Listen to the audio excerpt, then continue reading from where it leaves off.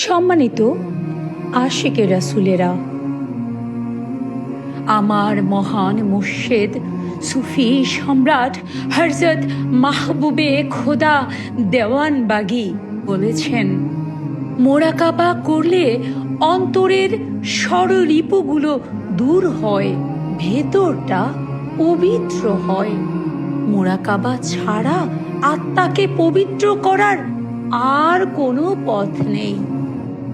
তাই যত বেশি নির্ভুল সাধনা করবেন, মোরাকাবা করবেন এবং আদব, ভক্তি ও মহব্বতের সাথে গোলামি করবেন, তত বেশি আপনার অন্তরে, আপনার কালবে আল্লাহর নূর তাজাল্লা উদ্ভাসিত হতে থাকবে।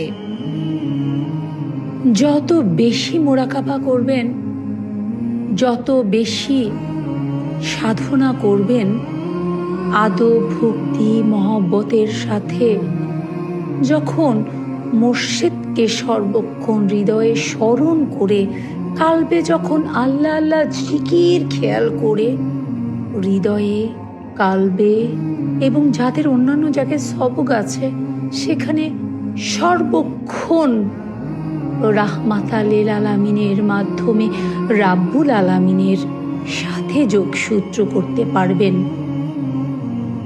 আস্তে আস্তে আল্লাহর নূর তাজাল্লায় আপনার হৃদয় উদ্ভাসিত হতে থাকবে। আপনার দৃষ্টি সূক্ষ্ম হতে সূক্ষ্মতম দিকে প্রবাহিত হতে থাকবে।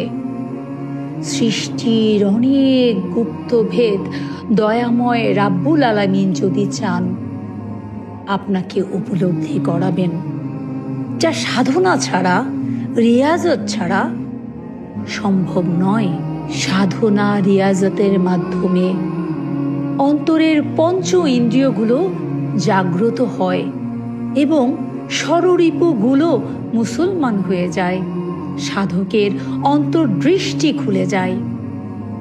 তাই বলি, হে আশেক, তুমি যদি দিল সাগরে ডুব দাও, তাহলে তোমার সব ফেতনা, সব অতৃপ্তি নিমিষেই মুছে যাবে।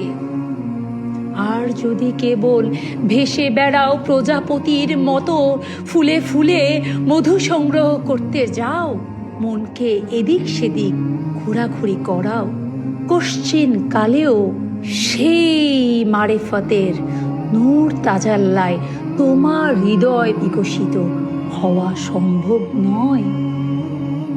যদি শুধু তুমি প্রজাপতি হয়ে যাও, তবে তো তোমার ঈমান হয়ে যাবে ভঙ্গুর, অন্যের কাছে ধার দেওয়া সিন্দুকের মতো।